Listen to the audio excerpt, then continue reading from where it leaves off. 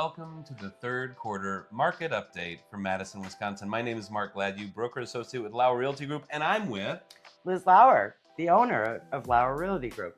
Hey, Liz, you know, it's always fun to be with you to make these market updates because tonight we're making something that we've never made before. What do we have in the dish? Well, I was at the farmer's market, which is the best farmer's market in the country this weekend, and I picked up some red pepper and some ingredients to go with my sable fish.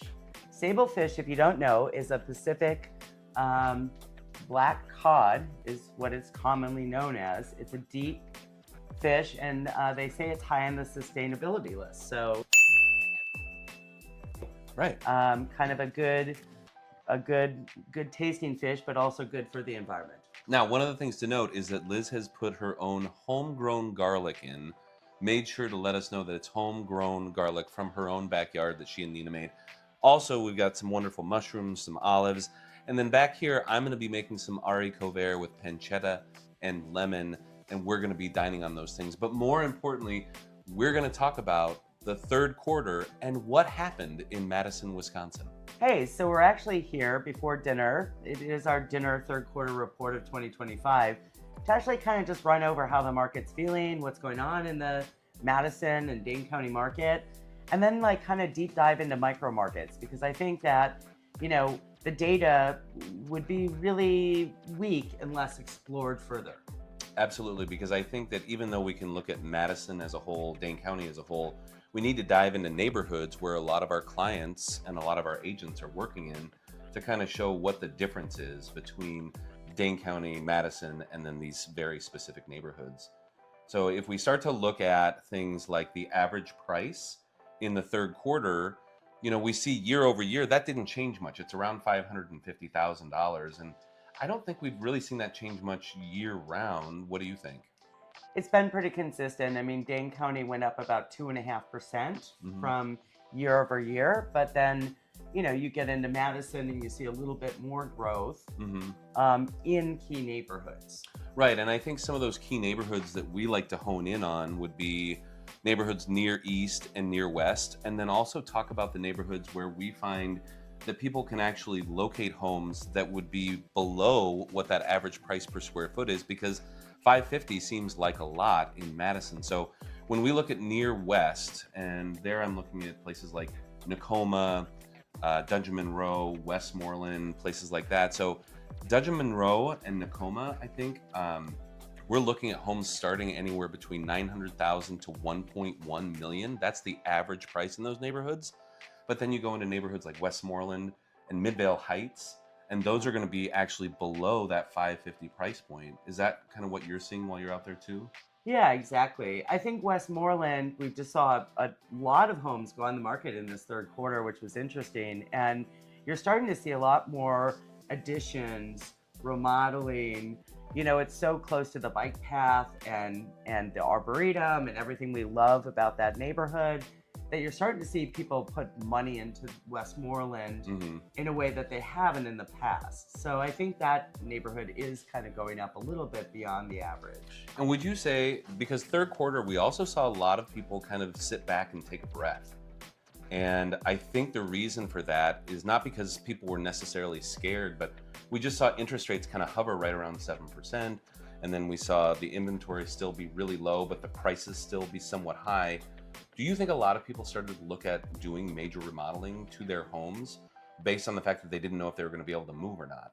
I think our local market has been a little bit stuck, right? So if you bought in at a lower interest rate, you're not exactly moving. I think we saw a decrease of people relocating to the area in this third quarter, and that kind of halted the market, versus our local people have kind of been thinking, can I make this happen? Can I stay in place? Yeah. We are starting to see our local market kind of open up as we see homes not having 5 to 10 offers and things that were kind of just like, no, thank you. As a buyer, I guess I'll stay put. I'm sitting at this great price and buy-in.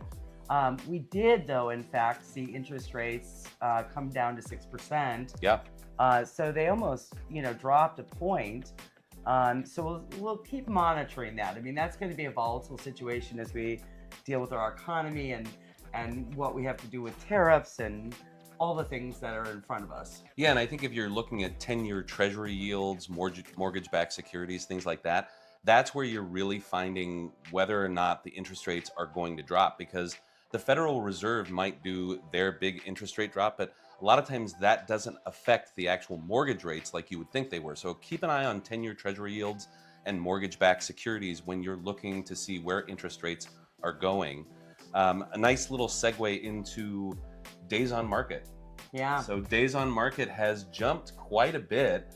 And I will say that that's been one of the things that I think a lot of people get scared about, because they go, oh my gosh, things aren't selling in 3 or 4 days. Sellers are starting to have a little bit more unrealistic sense of where pricing is. You and I talked about that a little bit. We both had listings that had expired, and it's because, basically sellers weren't ready to take on what was happening to the market. Yeah. I mean, if you go into a market, you see your price expectation and it's not met and it's not growth. I mean, from 2022 to 2023 or 2023 to 2024, you're seeing 8 to 12% growth. Mm-hmm. And then you're going to, like, on average, and this is a micro or a macro look at the market, 2.5% growth. Those sellers weren't ready to face that market. Right. Yeah. And so they just said, well, I'll wait and I don't have to do this, which is, I think their choice and a good, look at, hey, I don't want to just take what, is out there. I have time and I'll time the market better. Right. And make sure that it's in a place where they feel really comfortable about it. I mean, I know that I had, for example, a relocation client come in from Austin, and the Austin market was really not doing well. And she saw a lot of pricing going down, a lot of days on market going up to 6 months even. And so when she got here, it was interesting because she didn't want to pay the prices and she didn't think she would have to. And then she got into a competitive offer situation and quickly realized that Madison is a market, especially in these, micro network or neighborhood places, where things are selling pretty quickly. Because if you look at the average days on market being 21 for Madison as a whole, and then Dane County being even more. A little bit, 28 days for Dane, Yeah. 21 for Madison, and then we get into key neighborhoods. And they drop. It drops to about 13. Yeah. So I mean, you can kind of see, like, and we haven't seen inventory like spike. We're still at, kind of like right before COVID, 2019, 2020 kind of inventory status. Mm-hmm. So, I mean, we were talking about this before we got on camera. It's like, in Madison, there's how many active listings? 200 at a time? 200. And so you go and you make that all the way out to Dane County with new construction holds, and that's 800. Mm-hmm. So 2017, 2018, we were at 1,800 active listings. Yeah, that's huge. It's big. Especially when you see Madison, Dane County growing as much as they are. Yep. And all these people that want to come in. And even the new inventory is not, there's not much of that around or available right now. Yeah. That's kind of ready to move into right away. Well, and the builders see trends and they follow them, and they don't want to overbuild for the times. And right. So, I mean, but they definitely have inventory now, which, if we were 2 years ago, they didn't have inventory, and you were chasing down that spec home that might come to market. Yeah. I think one of the other things I wanted to talk about with you, because I know that I follow tech a lot. I know that you're starting to follow tech, even though you're the Luddite that you've always exclaimed yourself to be. But we're seeing things coming into play, like, for example, Zillow being one of the big players now in ChatGPT, and how that's going to affect the market when we go into the fourth quarter and beyond into next year. My whole take on this is Zillow's great at providing you with the numbers that are right in front of them, but they're not really good at providing you with the in-depth analysis based on finishes, square footage, condition, all of these things. And so I think that that's going to play a major role when people are starting to look for homes, because more and more people are going to ChatGPT and using it like Google. So how do you think our clients, our agents, should start using ChatGPT, or not using ChatGPT and just coming straight to the source? I mean, I think like it gets back to the whole conversation that I think our larger populace is having right now is like, is this a resource that I can really do like fact and science in? Hmm. Housing is so diverse and so individual. I mean, what does a bathroom remodel cost? Well, first of all, what floor are you doing it on? Where's your plumbing at? And how's this going? So I don't know how ChatGPT is figuring out those kind of dynamics within a home. And so I still think it's real people on the ground Yeah. who are doing the actual work and getting you the real answers as a consumer. I mean, broader stroke or brush stroke questions about real estate, sure. I mean, you can get some information and gather information about neighborhoods Yeah. or events in your neighborhood or You can change the color on the walls in a picture with ChatGPT, but you don't know what the actual condition or makeup of that wall is. yeah. So I think there's lots of valuable tools within IA and like what's happening, but I don't think it's going to change the individual experience Right. of purchasing a home, renovating a home, selling a home, Hmm. and we just looked at that schematic recently where they come in and you can change the style of the interior, Yeah. and it's slow and clunky, and it's, Mhm. I would say that I accomplish more when I'm at a showing a client how to live in their home or where to place furniture Yeah. than I think an app could do. Right. And again, it's not to say that ChatGPT and AI aren't going to do things that could be helpful as far as gathering some information about neighborhoods or about paint colors, things like that. But when it comes down to the realistic nuts and bolts of real estate and getting in, being on the ground, I think that it's really a wise idea to contact your agent.